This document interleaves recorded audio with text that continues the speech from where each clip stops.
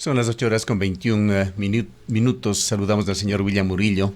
Él es director de 1-800 Migrante. Está participando también en las elecciones de Ecuador que han tenido una dilatación. Es suplente de Andrea Ledesma, quien a su vez es candidata a la Asamblea Nacional por los migrantes de la zona Estados Unidos y Canadá.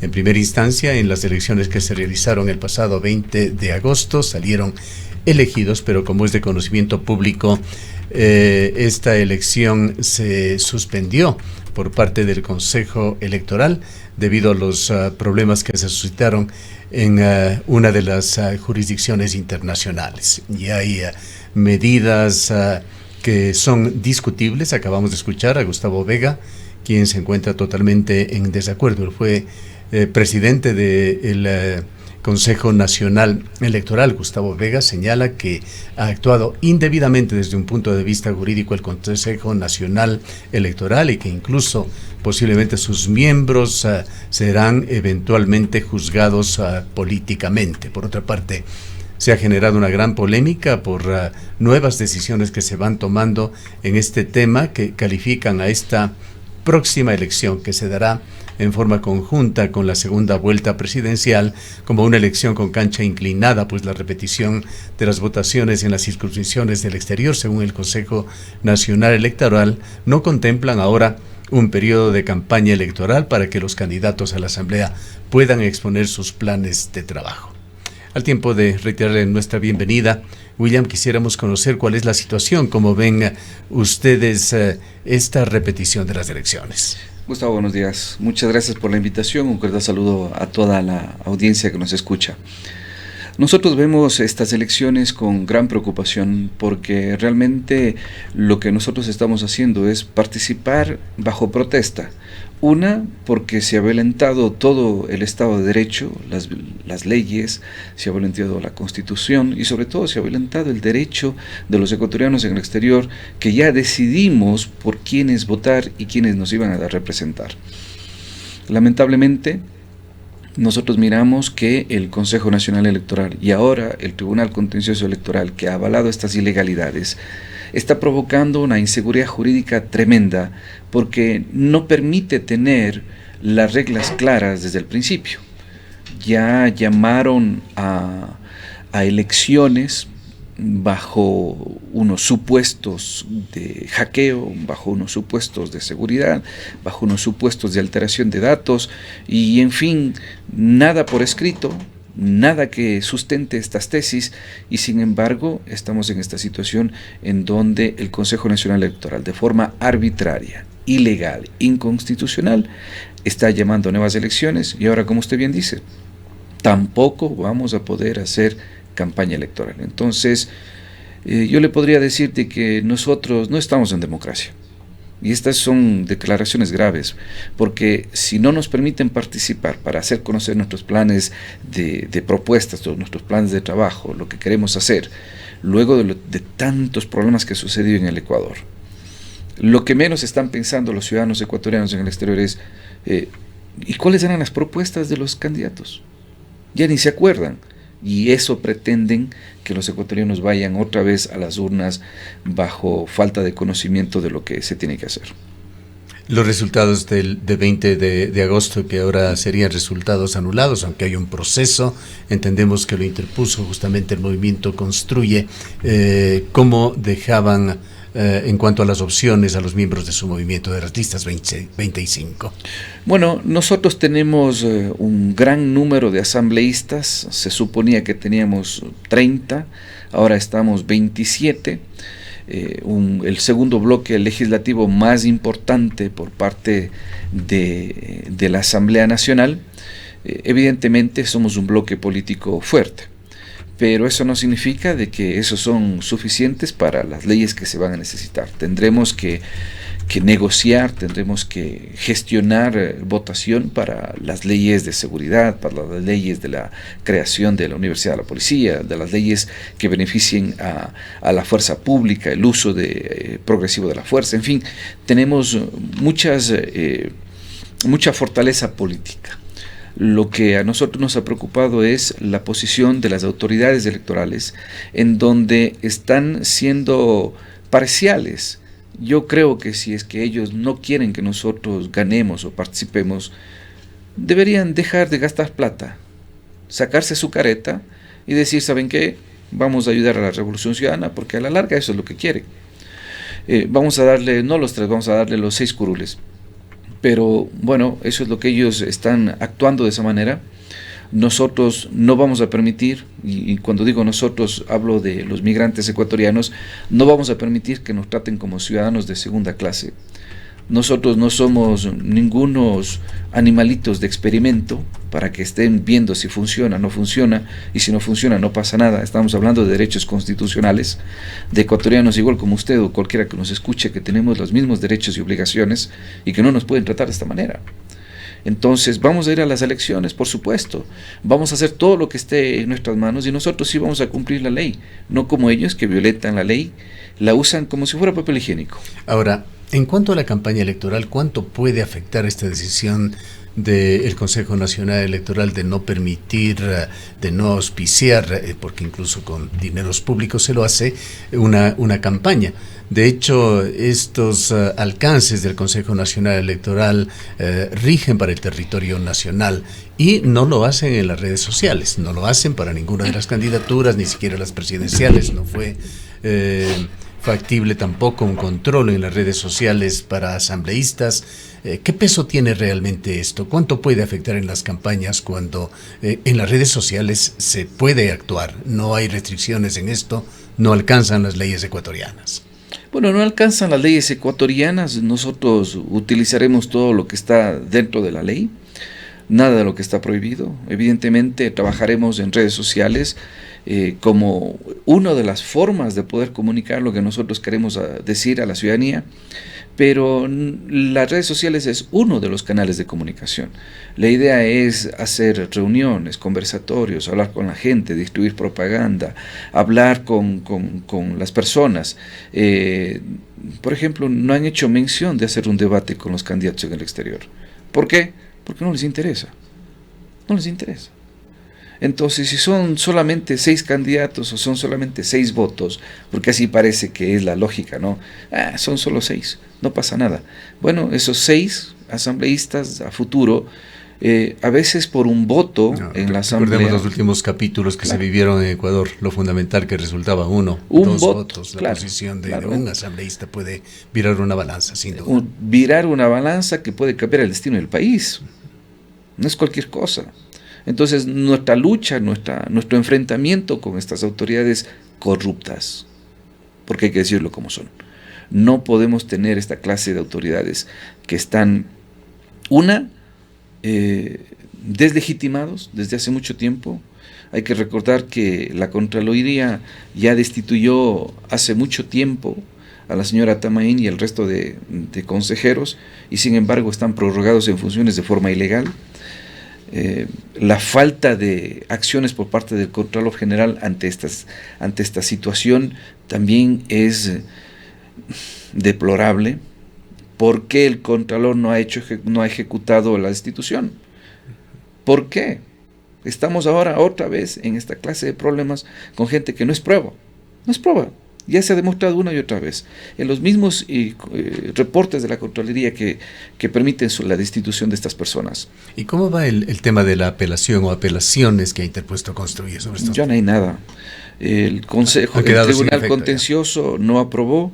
También hubo una apelación por parte del expresidente Lucio Gutiérrez, que él va a ser otro de los afectados, porque las nuevas elecciones afectan a las votaciones de los migrantes en el exterior y a los asambleístas en el exterior. Pero mire, Gustavo, esta locura, porque no hay otro término. Si todas las votaciones de los migrantes y de los asambleístas nacionales no son tomadas en cuenta, ¿por qué entonces sí aprueban los votos para presidenciables y para la consulta? No tiene ni pies ni cabeza. Es una ilegalidad por donde usted lo mire. No, para el uno sí sirve, pero para esto no sirve. Ahora, quisiera preguntarle, usualmente en términos coloquiales se dice que una amenaza trae oportunidades, si se la toma de la debida manera. ¿Por qué este derrotismo en cuanto a esta siguiente elección? ¿Por qué se piensa que el correísmo va a dominar la situación. Usted ha señalado ya su falta de fe en las autoridades del Consejo Nacional Electoral, pero hay todo un sistema de supervisión, incluso internacional, que tiene sus ojos puestos en Ecuador y en este balotaje que incluirá nuevamente el voto de los ecuatorianos en el exterior.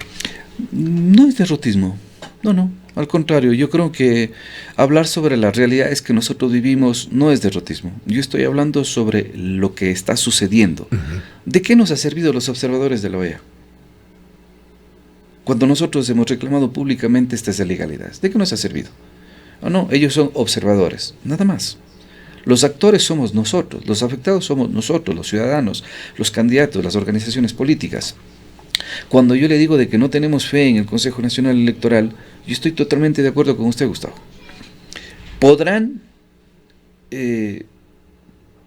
hacer todo lo que quieran, pero nosotros nos vamos a armar hasta los dientes, en forma metafórica, nos vamos a armar hasta los dientes para cuidar cada voto que vamos a conseguir. Vamos a tener un delegado en cada una de las mesas, en cada una de las juntas, para que ahí, con fotografías, con firmas, con copias, no nos roben lo que nos han robado en el voto telemático. Entonces, nosotros estamos seguros de que cuando los ecuatorianos en el exterior entendamos de que unidos hacemos fuerza, y de que tenemos ahora también una oportunidad de oro para ya no sacar 3 candidatos asambleístas migrantes de la oposición, saquemos los 6, y saquémonos de encima todo este grupo que habrá ahora voto presidencial. Y ahora el voto que en algunas jurisdicciones en todas va a ser significativa. En todas las jurisdicciones. Bueno, hay muchos migrantes que están dispersos y difícilmente podrán llegar a los centros de votación. Ahora, ese es otro de los problemas que nosotros hemos visto, el tema del ausentismo. En el Ecuador tenemos ausentismo, pero en el extranjero existe gran ausentismo. En los últimos 17 años que los ecuatorianos hemos votado, ha existido 60, 70, 80% de ausentismo, porque el voto es optativo. Entonces, ahora, con el voto telemático, las personas que se inscribieron, y este es uno de los puntos importantes, Gustavo, usted nos decía sobre las votaciones y el origen de todo esto. Esto se da porque la Junta Especial del Exterior, sin capacidad jurídica, dice que se anulan las votaciones. No tienen capacidad jurídica, y en base a esa ilegalidad el Consejo Nacional Electoral llama a elecciones. Nosotros estuvimos con Diana Tamaín, con el señor Cabrera en Nueva York, donde nos vendieron el voto telemático como si fuera la última Coca-Cola del desierto, y bueno, esas son las reglas, jugamos bajo las reglas y nos cambiaron las reglas al final, porque no les gustaron los resultados. Y resulta de que el voto telemático, a pesar de que ellos dicen que es un fracaso, en realidad ha sido el mayor éxito del Consejo Nacional Electoral en cuanto a votación. Mire, en Latinoamérica, por ejemplo, teníamos un 70%, para ponerlo en teníamos pantalla, entre un 70% de ausentismo. Esta votación bajó del 74% al 0%. En Estados Unidos bajó del 75% al 28%, y en Europa subió levemente del 62% al 68%. Latinoamérica mejoró la participación. Pero por supuesto, Latinoamérica tuvo 100% de participación. Ahora nos quieren, en Estados Unidos el 28% bajó a un 28% de ausentismo. Vamos a hablar también de... Y permítame, solo termino con esto, Gustavo. Tenemos tanto ausentismo. Nos dijeron de que este era un problema y por eso hicieron el voto telemático. Y ahora nos vuelven a llevar a este mismo sistema fracasado. Es una locura. Bien, vamos a hablar de la diáspora ecuatoriana, que es lo fundamental dentro de todo esto, y esa representación que los diferentes candidatos, incluyendo ustedes, quieren hacerlo. Para ubicarnos en el tema y hoy en que la población joven ecuatoriana, aquellos que o no recuerdan o no vivieron las épocas del correísmo, va a tener un voto dirimente en esta elección, así se evidencia a través de los resultados de la primera vuelta y a través de las encuestas. Cuéntenos sobre la transición que ha tenido William, usted fue secretario del Migrante en una nueva entidad que creó el expresidente Rafael Correa. Recordamos después que se marcaron diferencias, usted salió en una renuncia a protesta de esta representación y hoy está en la otra orilla, con las listas 25, viendo al correísmo como antagonista en el sentido político de tratar de captar, en este caso, las curules de representantes de la diáspora ecuatoriana. Sí, por supuesto. Mire, yo creo que uno no puede alejarse de su pasado, uno no puede alejarse de las decisiones que tomó. Yo fui uno de los principales, quizás uno de los más entusiastas de la Revolución Ciudadana hace 17 años. Que teorizaba la ciudadanía universal. Que se teorizaba la ciudadanía universal, que se teorizaba mejores oportunidades, que teorizaba libertad, que teorizaba oportunidades para el Ecuador. Teorizaba. En la práctica fue todo lo contrario. Por eso cuando yo estoy en el gobierno, en el cual nunca pedí un cargo, me lo propusieron y fue en favor de los migrantes, yo veo toda esta clase de irregularidades. ¿Usted se afilió en algún punto a la Revolución Ciudadana? Yo estaba afiliado a la Revolución, claro que sí, claro.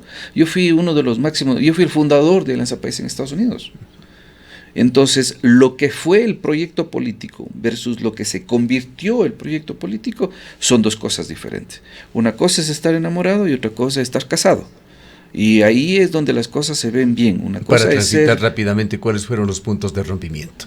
Yo creo que la corrupción, yo creo que el autoritarismo, la falta de libertades, el cacicazgo político, la dictadura personalizada del presidente Correa, donde se tiene que hacer esto y no hay más. Y si se equivoca, qué pena, se hace esto. No había voces, no podía tener una voz que sea de disenso dentro del ministerio, dentro del mismo gabinete, y ni se diga pues de la misma organización social. Y nosotros hemos visto, ¿no?, como cantidades de personas que han ingresado, que estuvieron en la revolución y que al menos tuvieron la dignidad para decir, mira, yo no voy a participar, me voy, al menos eso hice yo no iba a ir en contra de mis principios. Me presentaban proyectos que se firmen contratos con sobreprecio, yo no vine a robar, mejor me voy porque yo no vivo de esto. Prefiero estar tranquilo y camino por las calles de cualquier parte del mundo con la vista al frente y no tengo que estar escondido en un ático, escondido porque no puedo regresar a mi país con tantas glosas, con tantas sentencias, con miles de millones de dólares perdidos. Bien. Antes de que se nos agote el tiempo, cuéntenos un poco cuál es la situación de los emigrantes allá en los Estados Unidos, en la populosa ciudad de Nueva York, que es un símbolo a nivel mundial. Los Estados Unidos, la ciudad de Nueva York se han construido en base a la migración. Hoy en día vemos quejas muy amargas de los norteamericanos sobre lo que está sucediendo allá. Se quejan fundamentalmente de la diáspora venezolana, pero los extranjeros que provienen de Ecuador tampoco se escapan de la crítica y de la preocupación. Estuvo recientemente aquí el senador republicano Marco Rubio y él exteriorizó sus preocupaciones. Él dijo que siempre se había tenido ecuatorianos allá en los Estados Unidos, pero no en números tan grandes, y hacía ciertas alusiones al tema delincuencial en Ecuador, que es lo que estaba generando esta migración extraordinaria en el sentido de la evolución de las cifras.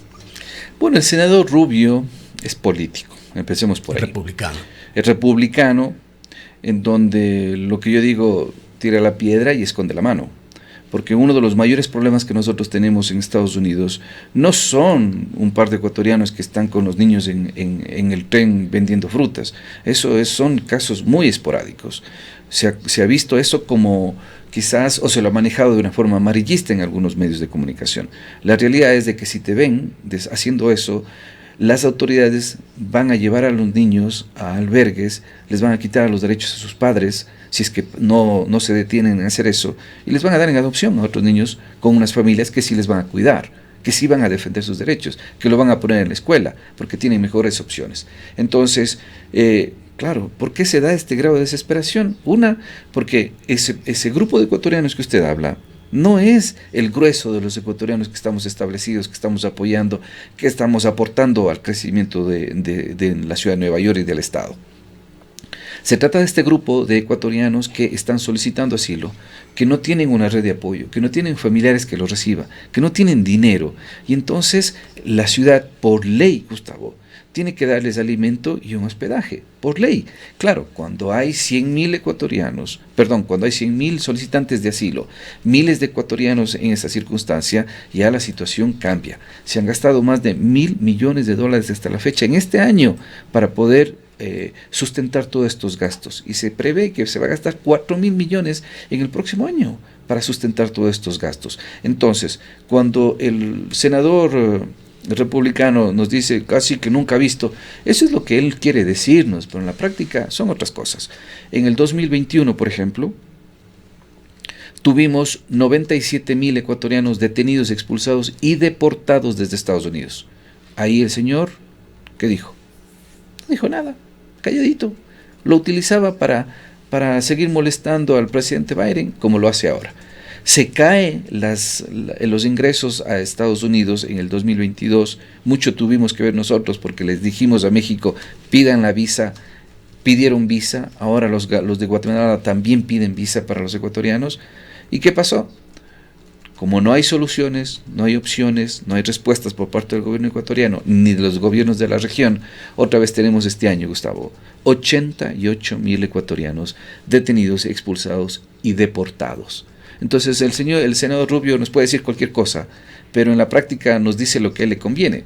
Ahora, fuera ideal de que el senador Rubio nos diga, muy bien, hay problemas, los ecuatorianos también están involucrados en y yo voy a proponer la famosa reforma migratoria que necesitamos. Y empecemos con el senador Rubio, que tira la piedra y esconde la mano. Bien, brevísimamente, porque es un tema de interés general, ¿cómo ve usted allá la migración de venezolanos en Nueva York, que ha sido muy comentada? Entendemos que usted con su organización 800 migrantes. Un 800 migrante tiene un accionario internacional, lo hemos visto actuando en ciertos lamentables episodios que se han dado en México, así como en otros países latinoamericanos. ¿Cómo está la situación de los venezolanos allá? ¿Qué problemas en forma efectiva, práctica se están generando?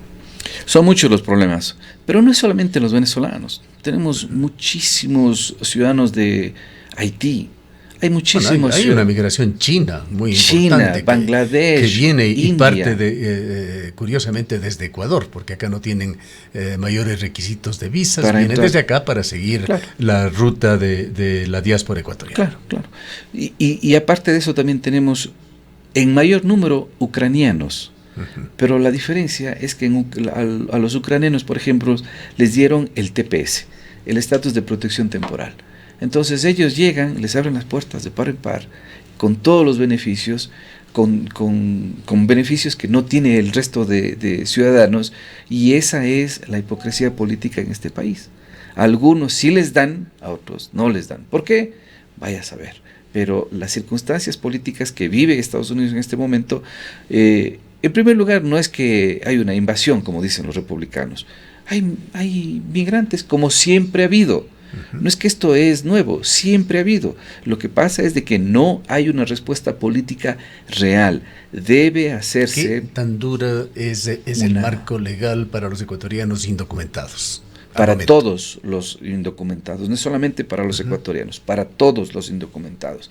Una persona que está indocumentada en los Estados Unidos y no puede probar su estatus migratorio, lo van a deportar, a menos de que tenga alguna circunstancia extrema en donde se necesite de protección. Por ejemplo, las personas que salen aquí, que han sido secuestradas o que los quieren matar, los quieren asesinar, que han sido extorsionados, que son víctimas de violencia, que son víctimas de abuso sexual. Si regresan acá, están otra vez en una situación muy difícil. Tenemos que correr realmente en esto, pero hay tantos temas importantes. ¿Qué proponen justamente ustedes como candidatos a asambleístas por estos sectores para beneficiar a los ecuatorianos que se encuentran en estas situaciones complejas. Bueno, una de las más importantes, y yo creo que fue nuestra bandera principal, fue de que nosotros vamos a trabajar con el próximo presidente del Ecuador para que se solicite el TPS para los ecuatorianos. Tenemos todo a favor. Lo que pasa es de que, por ejemplo, cuando tuvimos la oportunidad de solicitar el TPS hace años, cuando sucedió el terremoto de Manabí, ahí era el momento inicial, y el presidente Correa dijo que no. Bueno, eso no podemos volver a hacerlo. Otro de los puntos importantes es de que vamos a trabajar en una ley para ayudar a las familias de los desaparecidos, de las personas que han muerto en las fronteras, y luego vamos a enfocarnos en temas mucho más pequeños. No tenemos el tiempo, Gustavo, entonces tenemos que hacer reformas específicas, reformas al Código Civil, reformas a la ley del registro civil, reformas a la ley de movilidad humana, cosas específicas que no son grandes proyectos de ley, pero que van a beneficiar inmediatamente, como por ejemplo este tema de la homologación de sentencias. Hay ecuatorianos, la ley ecuatoriana dice, los ecuatorianos que se han casado en el Ecuador con juez ecuatoriano tienen que divorciarse con juez ecuatoriano. Hay muchísimos ecuatorianos que se han divorciado en Estados Unidos, pero que siguen casados en el Ecuador. Los ecuatorianos envían la sentencia acá en el Ecuador y no la quieren homologar. El juez dice no, porque no han cumplido las formalidades que necesitamos acá en el Ecuador. Entonces se tienen que volver a divorciar acá. Es de locos. Tenemos que hacer una reforma. Y esto genera muchísimos problemas de carácter legal. Y es una reforma pequeña para hacer un nuevo sistema de homologación. No es una gran ley, es algo mucho más sencillo. Una pregunta final sobre un tema coyuntural. Temas de soberanía de Ecuador llevaron al cierre de la base de Manta en el gobierno de Rafael Correa. El auge delincuencial, la instalación de las mafias como en casa propia, encienden luces de alerta. Y hay pedidos del gobierno ecuatoriano, no solamente a Estados Unidos, a Israel, a Europa, pedidos de auxilio para intentar controlar lo que hasta ahora se ha vuelto incontrolable. Este predominio de las mafias en nuestro país, esa posición de Ecuador como el principal exportador de cocaína a Europa, cifras que crecen en muertes violentas que lo van poniendo ya en una posición realmente alarmante al país. Quisiéramos preguntarle, ¿qué sabe usted sobre los alcances de este memorándum de entendimiento que acaba de firmar Ecuador con los Estados Unidos, que tiene una vigencia hasta el año 2030 y que prevé una inversión de $3.500 millones relacionados sobre todo con la seguridad? Bueno, yo creo que es muy positivo. ¿Sí? Empecemos por el hecho de que Ecuador ya ha comprometido más de $1.000 millones en relación a estas circunstancias. Evidentemente se tendrá que ver qué es lo que va a pasar con el próximo presidente, porque si gana la Revolución Ciudadana eso se va al piso. Acuérdense que bajo la premisa de que somos soberanos, sacaron la base de Manta, expulsaron embajadores, y esto es un acuerdo de entendimiento con Estados Unidos. Entonces, estamos a un mes casi de ver si es que esto se cae por la Revolución Ciudadana, porque obviamente los hechos lo demuestran con acciones que se han venido haciendo. Y ya lo ha dicho la misma candidata Luisa, ¿no? Que su principal asesor va a ser el expresidente prófugo de la justicia, que seguramente lo primero que hará ella será darle el indulto para que regrese, y luego sálvese quien pueda. Con el señor Noboa veremos las circunstancias. Él está mucho más claro en estas circunstancias de seguridad. Ya ha conversado con el gobierno de Israel, de lo que conozco. Sin embargo, a largo plazo yo creo que este es un memorándum de entendimiento muy positivo.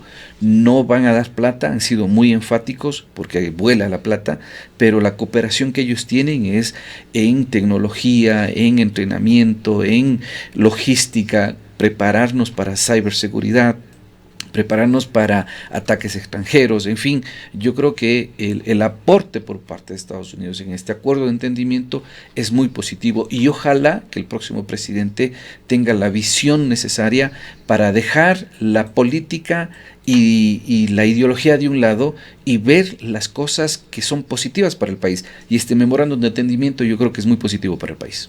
Bien. Queremos agradecerle por su presencia. Gracias, Gustavo.